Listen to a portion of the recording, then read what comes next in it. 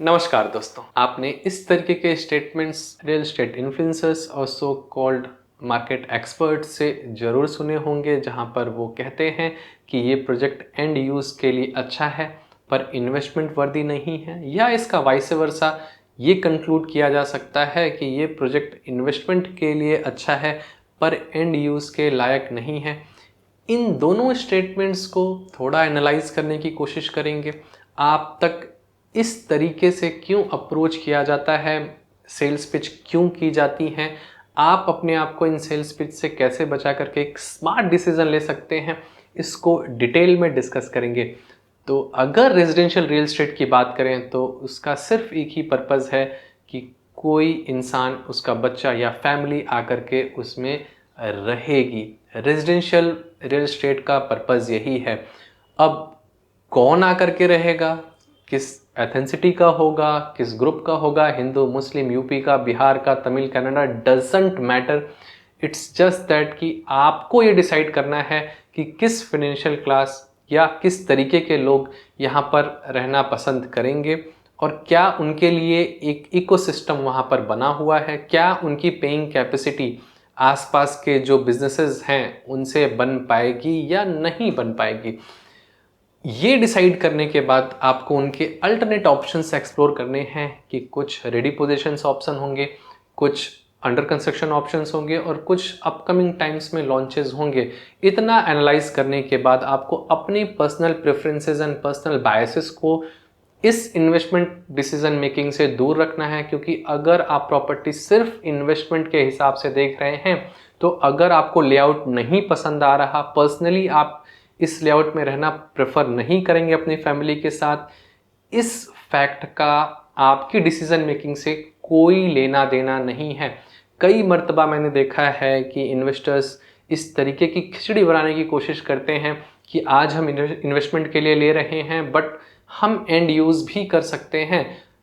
इस तरीके के complications already complicated assets class में डालना हमारी डिसीजन मेकिंग को इन्फ्लुएंस कर सकता है इन a wrong way.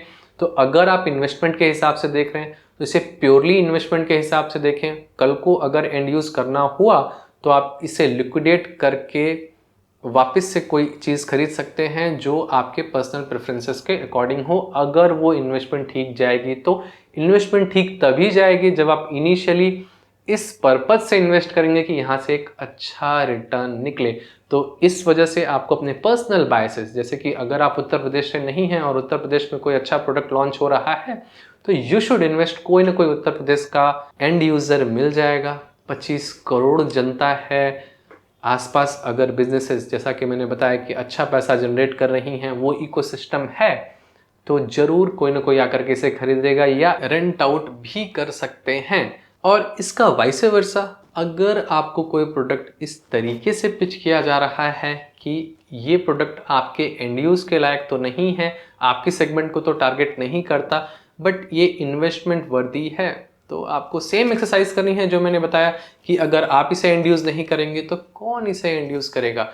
Most likely investment के लिए जब प्रोडक्ट्स आपको पिच किए जाते हैं तो वो स्पेकुलेटिव बबल हो सकते हैं या लो लिक्विडिटी वाले एसेट्स हो सकते हैं। कई बारी इस तरीके के पेमेंट प्लान्स हमारे पास आ जाते हैं, लाइक पार्ट पेमेंट प्लान 1090, 2080, 3070, या इस तरीके की प्राइसिंग ऑफर की कर दी जाती है, लुक्रेटिव प्राइसिंग ऑफर कर दी जाती है कि आप विचलित हो जाते हैं कि इसे क्यों ना लिया जाए। आप विचार करने लगते हैं कि क्यों ना लिया जाए, बट कई बारी इस तरीके के प्रोजेक्ट्स बहुत ज़्यादा इन्वेस्टर्स अट्रैक्ट कर लेते हैं। एट द एंड अगर उस प्रोजेक्ट में एंड यूज़र नहीं आता है तो वो एक फेल्ड सोसाइटी कहलाएगा। हमें प्रोजेक्ट और सोसाइटी के डिफरेंस को समझना होगा। जब बिल्डर हमें प्रोजेक्ट बेचता है, उसके लिए प्रोजेक्ट है, बट कोई एंड यूज़र या टेनेंट कोई रहने आता है तो उसके लिए वो सोसाइटी है, वो लोकेलिटी है। इसका डिफरेंस अगर हम समझ जाएंगे, इसको हम अगर विजुलाइज कर पाएंगे तो हम और अच्छा इन्वेस्टमेंट डिसीजन ले सकते हैं रियल एस्टेट में। इसको एक एग्जाम्पल के हिसाब से समझते हैं। एक एक्सट्रीम एग्जाम्पल लेकर के मैं समझाता हूँ। लेट्स से अगर कोई सोसाइटी है, उसमें 100% जितनी भी यूनिट्स हैं वो सारी की सारी यूनिट्स इन्वेस्टर्स होल्ड करते हैं और उसे रेंट पर दिया हुआ है, मतलब सारी यूनिट्स में टेनेंट्स रह रहे हैं। ऐसी सोसाइटी का मेंटेनेंस काफ़ी चैलेंजिंग होगा, क्योंकि एक RWA अच्छे तरीके से फॉर्म नहीं हो पाएगा और फंक्शन भी नहीं कर पाएगा। टेनेंट्स काफ़ी वोकल होते हैं अपनी समस्याओं को लेकर के। कई सारे लोग फ्रस्ट्रेटेड भी होते हैं सोसाइटी में, आप सभी रहते होंगे, पता ही होगा। तो जो गूगल वगैरह पर रेटिंग वगैरह है काफ़ी गंदी हो सकती है, और सोसाइटी को मेंटेन करने के लिए जो रेजिडेंट्स की तरफ से इनिशिएटिव्स आने चाहिए इस सोसाइटी में नहीं आएंगे। बेसिकली जो उस सोसाइटी का रहने का एक्सपीरियंस होगा वो बहुत निम्न स्तर का होगा, तो ऐसे सोसाइटी का रीसेल भी अच्छा नहीं होगा, ना तो आपको बढ़िया रेंटल्स मिलेंगे। मैंने ये एक्सट्रीम एग्जांपल लेकर के बताया है just to make you understand कि हाँ, अगर सारे ही इन्वेस्टर हैं तो सोसाइटी कैसे लगेगी। अगर 50-50 का रेशियो है, मतलब अगर 50% के आसपास एंड यूजर्स हैं जो ओनर्स हैं और 50% टेनेंट्स हैं, तो ऐसे केस में जो दूसरा 50% है वो प्रॉपरली RWA फॉर्म कर सकता है।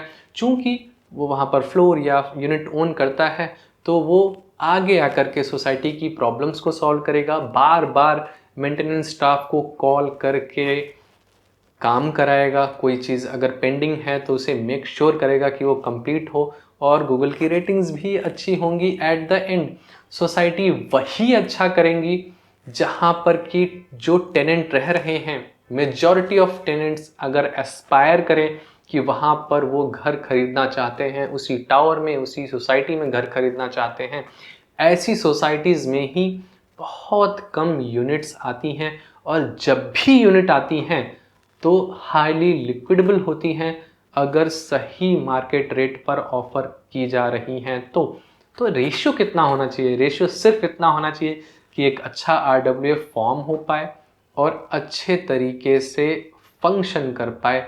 नहीं तो वर्स्ट केस में हो सकता है कि आपकी सोसाइटी में, या आजकल के जो एयरबीएनबीज वगैरह आए हैं, शॉर्ट टर्म रेंटल्स वगैरह आए हैं, इस तरीके की चीज़ें भी स्टार्ट होने लगें और सोसाइटी पैथेटिक कंडीशन में चली जाए। तो वर्स्ट केस का एग्जांपल था। जनरली ऐसा नहीं होता। जो जनरली रेशियो मैंने ऑब्जर्व किया है वो 60-40 का है, which is the healthy ratio. But अगर आप सिर्फ इन्वेस्टमेंट के प्रोस्पेक्टिव से देख रहे हैं और इसका एंड यूज़र प्रॉपरली टारगेटेड नहीं है आपके माइंड में वाइल परचेजिंग, तो हो सकता है कि जो ब्रोकर्स हैं वो आपको मिसगाइड कर जाएं, मिस सेल कर जाएं, राइट। तो आशा करता हूं कि इस वीडियो के माध्यम से मैंने आपको एक्सप्लेन किया हो कि किस तरीके से आपको एंड यूज़ को अप्रोच करना चाहिए, किस तरीके से इन्वेस्टमेंट्स को अप्रोच करना चाहिए। जैसा कि मैंने बताया, कई मर्तबा लोगों ने इसमें खिचड़ी बनाने की कोशिश की है कि वो इन्वेस्टमेंट के लिए जा रहे हैं, कल को एंड यूज़ कर सकते हैं। ऐसे केस में आपको सिर्फ और सिर्फ इन्वेस्टमेंट पर ध्यान देना है कि क्या वो इन्वेस्टमेंट वर्दी है या नहीं है। जिस एंड यूज़र के लिए ये प्रोडक्ट टारगेटेड है, क्या वो एंड यूज़र यहाँ पर रहना पसंद करेगा, क्या वो फिनेंशियली कैपेबल रहेगा आज से 3-4 साल बाद to pay that amount as a rent. तो ये सारी एनालिसिस करने के बाद आप अपना डिसीजन ले सकते हैं। इस तरीके के इससे और भी बेहतर डिस्कशंस हम रियल एस्टेट के सेशंस के माध्यम से करते आए हैं। अगर आप उसका हिस्सा बनना चाहते हैं और इंटरेक्टिव वे में अपनी क्वेरीज रिजॉल्व करना चाहते हैं तो एलीट मेंबरशिप एक्सप्लोर कर सकते हैं। और अभी तक आपने मेरा यूट्यूब चैनल सब्सक्राइब नहीं किया है तो प्लीज़ इसे सब्सक्राइब कीजिए, friends and family WhatsApp groups में शेयर कीजिए। और आपके क्या एक्सपीरियंसेस रहे हैं ऐसी सोसाइटीज़ में रहने के जहां पर टेनेंट्स ज़्यादा हैं, एंड यूज़र्स कम हैं, या एंड यूज़र्स बहुत ज़्यादा हैं और टेनेंट्स बहुत कम हैं। इसे ज़रूर नीचे कमेंट बॉक्स में लिखें। जो मेरा पर्सनल एक्सपीरियंस रहा है, जैसा कि मैंने बताया कि जहां पर एंड यूज़र्स ज़्यादा रहते हैं और टेनेंट्स एस्पायर करते हैं उसी सोसाइटी में रहने को, वही सोसाइटी सबसे अच्छी होती है। और while making your real estate investment decision making, आपको ध्यान देना चाहिए, इस पर बहुत ही ज़्यादा फोकस रहना चाहिए कि क्या ये सोसाइटी या जो प्रोजेक्ट बनाया जा रहा है बिल्डर के द्वारा, वो सोसाइटी बन पाएगी जिस तरीके की एक आइडल या क्लोज टू आइडल सोसाइटी होनी चाहिए। तो आशा करता हूँ कि इस वीडियो के माध्यम से मैंने आपकी इन्वेस्टमेंट डिसीजन मेकिंग में सहायता की हो। अगर हाँ तो इसे फ्रेंड्स, फैमिली, व्हाट्सएप ग्रुप्स में शेयर कीजिए। सब्सक्राइब नहीं किया है तो प्लीज़ इसे सब्सक्राइब कीजिए। मिलते हैं अगले वीडियोज़ में, और भी बेहतरीन वीडियोज़ हैं, प्लीज़ उन्हें भी एंजॉय कीजिए। Thank you.